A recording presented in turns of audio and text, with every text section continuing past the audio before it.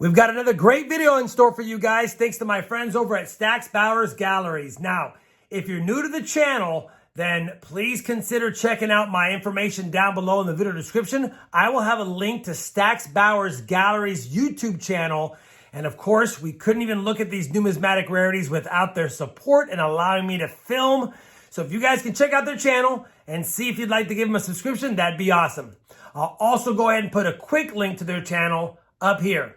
That being said, for today's video, we have three really rare coins. The 1856 Flying Eagle cent. Man, not even 650 of these coins were minted originally. That's crazy. On top of that, we have the 1916 Standing Liberty Quarter. As you know, the Standing Liberty Quarter is my favorite design, and we've got some beauties to show you. And then finally, one of the coins that if not us or our parents or even our grandparents tried to find coin roll hunting, the 1916D Mercury Dime. Unbelievable. I've got a couple of high-grade examples of those to share as well. So, without further ado, I'm going to go ahead and get right to the video. Please enjoy. Hey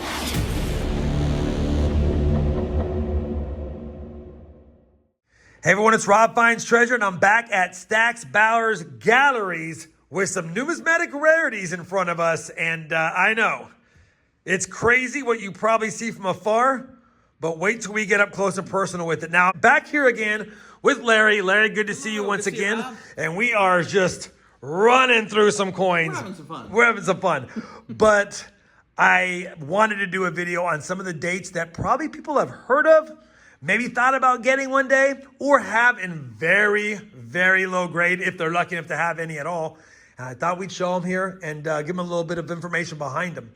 Now, we're going to start off in the Eagle cents, the Flying Eagle cents, because I think this is one of the things, even on my channel, I have said quite a few times, probably has a, well, it doesn't probably, every Flying Eagle cent book I've seen has a spot for this coin, despite it not really being a coin that 99.9% of people are ever going to fill up in their book. It's pretty unattainable with how expensive they are. You know, they didn't make a whole bunch of them. Most of them are proof, and like, it's just very uncommon to have it in the book. Almost as like you're teasing the average collector. You're teasing the average collector. And the funny thing, Larry, is you and I learned a little bit about these today, just about the value. We had a lower grade one here, and we were kind of guessing at the value, and man, were we wrong. We were way wrong. It turns out this is one that, like, even going down as low as VF on these, all the way up to like MS, let's say low mint state, there's not a tremendous jump in grade in price, yeah, like there would be, let's say, in a Morgan dollar in the same case. Yeah. So this is a case where the demand is so high for this first year small cent that, you know, that's iconic, that everybody wants this first year issue, and so therefore the demand's a little higher than the demand for grade rarities. Yeah, so whether it was 25, 45, 55, 62, it seems like the value is, you're going to pay a lot no matter what just to get the coin in your collection is what we're trying to say, yeah, right? You're probably going to pay close to 10 grand or more. 10 grand or more. In any level. And at that point, you got to ask yourself, like, is it better to save up and a little bit of extra money at that point and try to go for maybe one in state or AU or something that's got some eye. Yeah, because even like, the difference between a 55 and a 63 might only be $2,000 or $3,000 potentially. It's a lot of money for a cent, but as a percentage of what you're spending to start with, yeah, it's not that much more. Man, this 63. Something else, isn't it? Well, it's something else that I would never own because it's a little bit out of my league. But man, if I was to save up, you know, you made a point earlier. I'm sitting here saying I'll never own.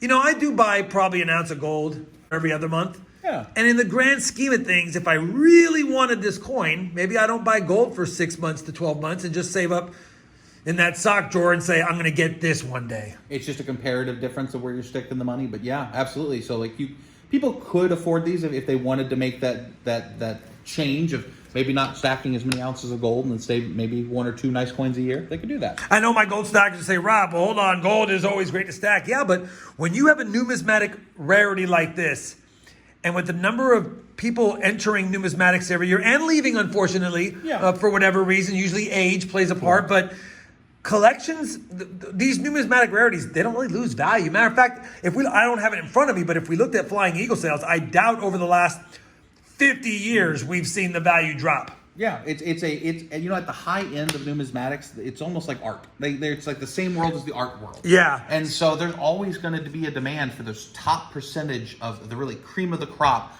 pieces of art that people will want to represent the American history during that time period. And I think you're right. It's art now. Yeah. And yeah, I hear a lot of times in comments of my videos, or maybe not a lot of times, but I do hear them. Who would pay that much for a coin? Well, it's art now. And how many people on the planet own a coin with this rarity and this grade with the CAC sticker on it? Not many. And, you know, I think that to that comment or those commenters, it comes back to the individual too, and the individual collector. You know, when I pick up a coin like this, you know, it makes me smile. Like every time I get so much joy by just seeing this history. It's where history, politics, and economics have all collided to create this one single thing from history. And to me, that is why it's worth that. It's to me, it's something I would love to own, because every time I get value out of looking at it and studying it. And by the way, when was the last time we had 4 1856 proof Flying Eagles right in front of us? It's definitely not something you see every day. I think I see maybe 1 or 2 at a coin show here and there, and maybe asked to see it and held it and thought, look how cool I am. There's 4 right there. And speaking of rarities, I had to move on to the 1916 year, and we don't have a walker up here. We were going to grab one, but I thought, you know what? It's overload. We've got enough goodies right here. 1916 Standing Liberty quarters. We've got 3 in front of us. The low man on the pole is an MS-61. Isn't that crazy? So Almond State, obviously the key date for the Standing Liberty Quarter series. Just a really interesting issue. Has a lot of stories and a lot of you ask people about the 1916 Standing Liberty Quarter, you're going to get a lot of different stories. And I don't even know if I'm allowed to show these on camera. I might have to change the rating of this video. But yeah, that's part of the reason too. Really conservative America back then, and they didn't really like the undressing of Lady Liberty, if you will. You know, that's a big part of it, and that is the main story you'll hear, especially from coin dealers and stuff like that. You know what's interesting though?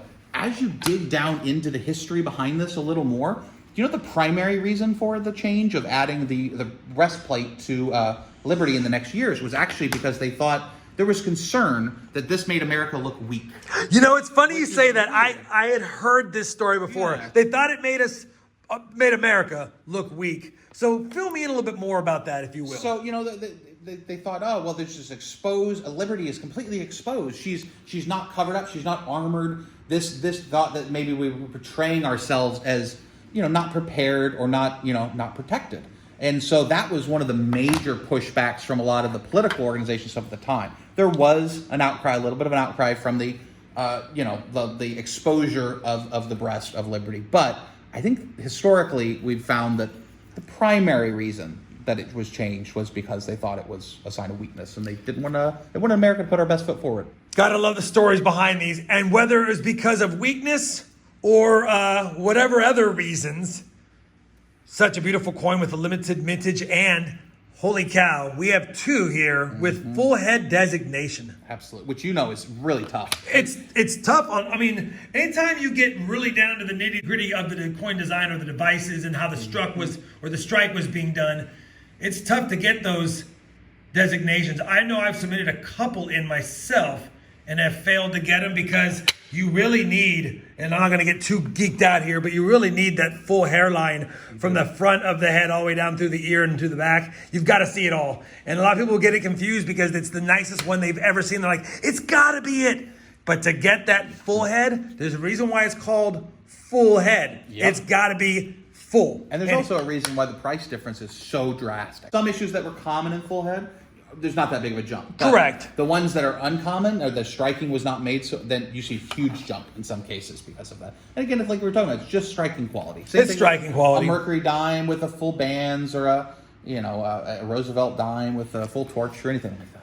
This is absolutely the most beautiful coin up here. I know that one would argue that this older NGC holder is cool, but I just think this one just calls to me. And for those that have watched my channel, Larry, my number 1 favorite U.S. coin design, when you can see its strike in its totality, if you will, is a Standing Liberty Quarter. Would have been really nice to see like deep mirrored Could we even live to see another day if we had a proof one. Oh, man. I don't know. I'm zoomed in a lot. I just want to show it up close. I'm having a lot of fun. That's the SLQs. I had to move on to these because other than in a dealer's bin, I've never seen two in one time high grade 1916D Mercury Dimes, let alone an MS65. Another key date. I mean, it's the one that I know my father and grandfather looked through every bit of change they had to try to find this, and like the 55 double die Lincoln cent. Those were the two they always looked for but never could find. So, I mean, I think during those generations when everyone was looking through their change, much like you do on your channel, it became infamous. It became infamous.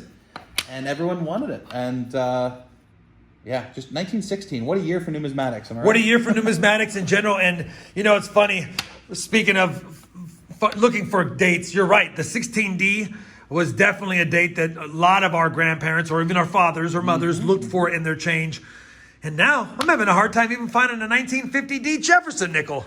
Times changed. Well, you know what? We say times have changed, but it's funny how many people have commented and they're in their 50s, 60s, or 70s on my channel, and they have hunted for that Jefferson 50D. And while it's not as significant nearly as a 16D Mercury Dime, it's always fun that we can have coins out there that their rarity still makes them attainable in a hunt, because people have found this coin either buried or in rolls. But it's just fun to look for them and try to find them. Well, as your channel name goes to show, it's about the treasure hunt. It's is about that fun thing of finding or discovering treasure, whether it's raw or whether it's in a roll of coins. I mean, that's half the fun of this hobby, in my opinion, is finding the treasure. Yeah, and Larry, these will be up in the spring auction as well, huh? They will, but they're just great classic rarities we have wanted to share and let everyone take a good look at. Awesome. Larry, Stacks Bowers Galleries, once again, Thanks, I appreciate it, brother. Thanks for letting me take a look at some beauties and share it with my viewers today. Anytime. Well, I think that's going to wrap it up for today's video, guys. Hopefully you enjoyed taking a look at those three coins and some of the high-grade examples we shared with you today. As a quick reminder, if you haven't already considered doing so, I do have Stacks Bowers Galleries YouTube channel link both down below in the video description, and I'll even throw it here at the end screen. Also, consider checking out a few of these other videos that I have from Stack Bowers if you're so inclined. As always, happy hunting, and thanks for watching.